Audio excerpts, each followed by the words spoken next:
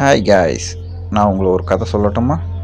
அமானுஷம் அப்படின்னு சொன்னாலே உங்களுக்கு என்ன தோணுது? நான் சொல்லட்டுமா? உங்கள் மனசில் பேயோ பிசாசோ தான் நினச்சி பார்ப்பீங்க. ஆனால் உண்மை என்னன்னு சொல்லிட்டு பார்த்தீங்கன்னா, அமானுஷனை நம்மளால் விளக்கம் கொடுக்க முடியாத சில சம்பவங்கள்லாம் நடக்கும். அதுக்கு பேர் தான் அமானுஷன் சொல்லுவோம். 90s கிட்ஸை கேட்டு பாருங்கள், அவங்க சொல்லுவாங்க பாருங்கள் பயம்னா என்னன்னு. கிட்டத்தட்ட நான் சொல்ல போகிற கதையும் அந்த டைமில் நடந்த கதை தான் காய்ஸ். இதை நீங்கள் கேட்டுட்டு சொல்லுங்கள் திகில்னா என்னவாக இருக்கும்னு. ஓகே காய்ஸ், கதைக்குள்ளே போகலாமா? திருவண்ணாமலை அப்படின்னு பேர் சொன்னாலே ஓம் நமச்சிவாயன்னு சொல்லுவாங்க. அந்த இடத்துல தான் இந்த சம்பவம் நடந்துச்சு. இந்த கதை 1998 நடந்தது. ஒரு ஆட்டோ டிரைவர் அவருடைய லாஸ்ட்டு சவாரியை முடிச்சுட்டு அவர் போயிட்டுருக்காரு. நைட்டு ஒரு 12 மணி இருக்கும். அந்த காலகட்டத்தில் பார்த்தீங்கன்னா ரோடு, ஸ்ட்ரீட் லைட் எதுவுமே இருக்காது. கிட்டத்தட்ட ஒரு காட்டுக்குள்ளே போகிற அளவுக்கு தான் இருக்கும் அந்த ஆட்டோ டிரைவர் போயிட்டு இருந்த இடம். அந்த ஆட்டோக்காரர் மனசில் ஒரு பயத்தோடையே போயிட்டுருக்காரு. இவ்வளோ லேட் ஆகிடுச்சு அப்படின்னு சொல்லிட்டு. என்னதான் பெரிய தைரியசாலியாக இருந்தாலும் உள்ளுக்குள்ளே ஒரு சின்ன பயம்தான் இருக்கும் இருட்டை பார்த்தா. இந்த ஆட்டோ டிரைவருக்கும் அதே பயம்தான் மனசுக்குள்ளே. இந்த நைட் டைமில் போயிட்டுருக்கமேன்னு சொல்லிட்டு அவருக்கு பார்த்தீங்கன்னா அவர் ஆட்டோவில் இருக்க லைட்டும் வானத்தில் இருக்கிற நிலா வெளிச்சம் மட்டும்தான் இருந்துச்சு. அவரை சுற்றி அடர்ந்த காடு ஃபுல்லாக இருட்டில் போயிட்டுருக்காரு அவர். நம்ம ஆட்டோ டிரைவருக்கு திடீர்னு ஒரு அதிர்ச்சி. என்னன்னு சொல்லிட்டு பார்த்தா எதிரில் ஒரு லேடி கையில் குழந்தையோடு போயிட்டுருக்காங்க. அவர் மனசில் ஒரு கேள்வி, நம்மளே இந்த டைமில் போகிறதுக்கு பயத்தில் போயிட்டுருக்கோம், அவங்க எப்பட்றா போவாங்க அப்படின்னு சொல்லிட்டு யோசித்து பார்த்தாரு. ஆட்டோக்காரங்களாம் இலக்கண மனசாச்சு குழந்தைய பார்த்தாலே. சரின்னு சொல்லிட்டு அந்த பொம்பளைக்கிட்ட போய் கேட்குறாங்க, ஏம்மா எங்கே போயிட்டுருக்க அப்படின்னு. நான் உன்னை இட்டும் போய் மெயின் ரோட்டில் விட்டுறேன், நீ அதுக்கப்புறம் போய்க்க அப்படின்னு சொல்கிறாங்க. ஆனால் அந்த லேடி பார்த்தா எதுவுமே சொல்லாத அமைதியாக ஆட்டோவில் ஏறி உக்காந்துட்டாங்க. இவரும் நினச்சிட்டாரு, சரி இருட்டில் வர்றதுனால கொஞ்சம் பயத்தில் இருந்திருப்பாங்க, அதனால தான் பேசாத அமைதியாக இருக்கான்னு நினச்சிட்டாரு ஆட்டோக்காரர். ஆட்டோ கிளம்பிடுச்சு. அது போயிட்டே இருக்குது. ஆட்டோ கிளம்புன ஒரு கொஞ்ச நேரம் கழிச்சு ஒரு சத்தம் அவர் கேட்டுகிட்டே இருக்குது, ஏதோ ஒரு மாதிரி வித்தியாசமாக. இது கொஞ்சம் காட்டு பகுதியாக இருக்குன்னு சொல்லிட்டு அவரும் நினச்சிட்டு போயிட்டே இருக்காரு. ஆனால் சத்தம் பார்த்தா கூடவே வந்துட்டு இருக்க மாதிரி இருக்குது. அவருக்கு ஒன்றுமே புரியல. அப்போ தான் நம்ம ஆட்டோக்காரர் ஒரு விஷயத்த அந்த பொம்பளைக்கிட்ட கவனிக்கிறாரு. ஆட்டோக்காரரும் பார்த்துட்டே இருக்காரு. அந்த லேடி ரொம்ப நேரமாக குனிஞ்சிட்டே இருக்காங்க, ஏதோ பண்ணிட்டு இருக்காங்க மட்டும் தெரியுது. இவரும் கண்ணாடியில் பார்த்துட்டே இருக்காரு. இந்த லேடி அப்போ தான் நிமிர்ந்து பார்த்தாங்க. ஆட்டோக்காரருக்கு பயங்கரமான அதிர்ச்சி. சொல்லிட்டு பார்த்தா அந்த பொம்பளையோடைய வாயெல்லாம் பயங்கரமான ரத்தம். அவருக்கு தோணுன ஒரே விஷயம், கையில் இருக்க குழந்தைக்கு ஏதோ ஆயிடுச்சு போல அப்படின்னு தான் யோசிச்சார். அப்போ தான் இந்த சம்பவம் நடந்துச்சு.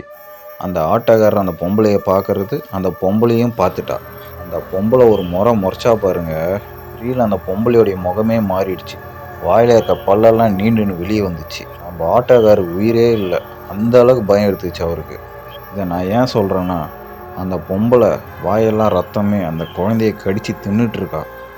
அந்த ஆட்டோக்காரர் பேச்சு மூச்சே இல்லை. அந்த நேரத்தில் என்ன பண்ணுறதுன்னு திகைச்சி போயிட்டாரு. அந்த பொம்பளை என்ன சொன்னான்னா, அமைதியாக ஆட்டோ ஓட்டிகிட்டு போ, இல்லைனா உன்னையும் நான் இதேமாரி கடித்து தின்றுவேன் அப்படின்னு சொன்னான். அவருக்கு பயத்தில் என்ன பண்ணுறதுன்னு தெரியல. அமைதியாக ஆட்டோ ஓட்டிகிட்டு போனார். சொன்ன மாரி மெயின் ரோடுக்கு போய் நின்றுட்டார் அந்த இடத்துல. அவர் திரும்பி பார்க்கல. ஏன்னு சொல்லிட்டு பார்த்தா அவர் அந்த அளவுக்கு பயத்தில் இருந்தார். அதுவும் இல்லாத அந்த பொம்பளை வேறு இந்த அளவுக்கு மிரட்டிட்டாலே. அவருடைய பயம் திரும்பி பார்த்து நம்மளையும் இந்தமாரி எதனா பண்ணிடுவாளோ அப்படின்னு தான் பயந்துட்டு இருந்தார் அவர். அவரும் அமைதியாக ரொம்ப நேரமாக உட்காந்துட்டே இருந்தார், பின்னாடி திரும்பி பார்க்காத. அப்புறமா ஏதோ ஒரு தைரியத்தை வர வச்சு கண்ணாடியில் நிமிர்ந்து பார்த்தாரு.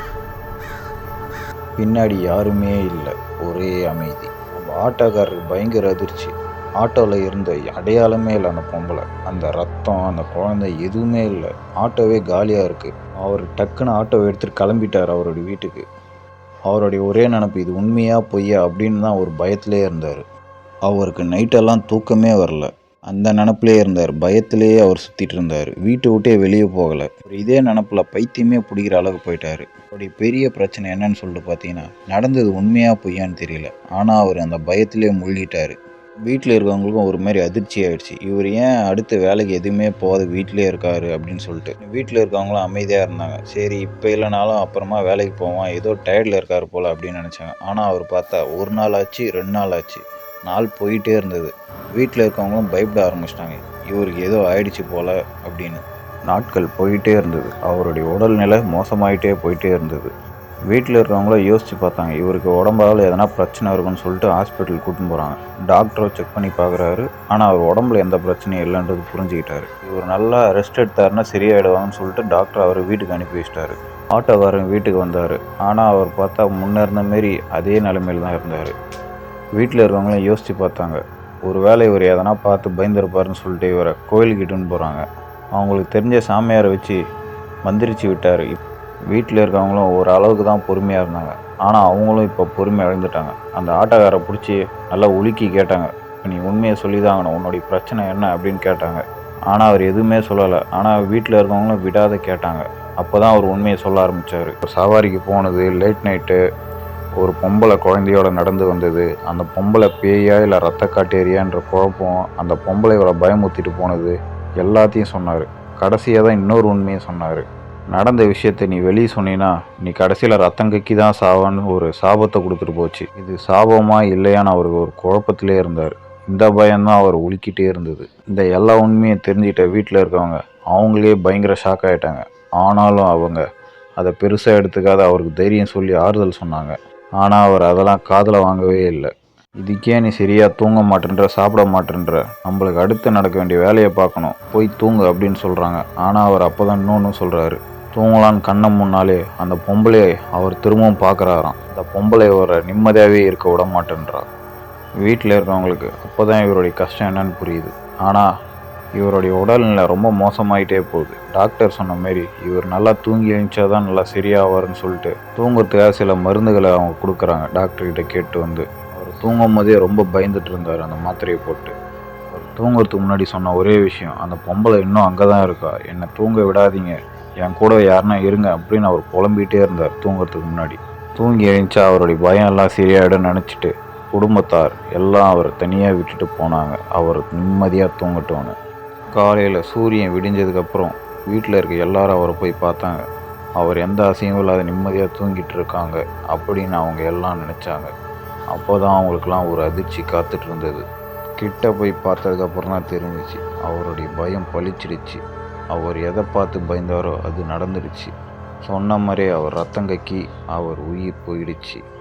வீட்டில் இருந்த எல்லாருக்கும் இது பெரிய அதிர்ச்சியாக இருந்தது. இந்த விஷயம் வெளியே எல்லாருக்கும் தெரிய ஆரம்பிச்சது. எல்லாரும் சொன்ன ஒரே விஷயம், வந்த பொம்பளை ஒரு ரத்த காட்டேரி தான் அப்படின்னு. சிலர் சொன்னாங்க, இல்லை அவர் பயத்திலேயே அவர் உயிரை விட்டுட்டாங்க அப்படின்னு. இன்னும் சிலர் சொன்னாங்க, அவர் நடந்த விஷயத்தை வெளியே சொல்லக்கூடாதுன்னு சொல்லி அவர் சொல்லிட்டாரு, அதனால தான் அந்த ரத்த காட்டேரி வந்து அவரை கடித்து சாவடிச்சிச்சு அப்படின்னும். ஓகே காய்ஸ், இப்போ இந்த கதையை கேட்டதில் உங்களுக்கு என்ன தெரிய வருது? இந்த கதை உண்மையிலே ஒரு காலத்தில் நடந்தது. இதில் வந்த சம்பவங்கள்லாம் உண்மையாக பொய்யான்னு தெரியல. ஆனால் இந்த திருவண்ணாமலையில் இந்த கதை ஒரு பிரபலமான கதை.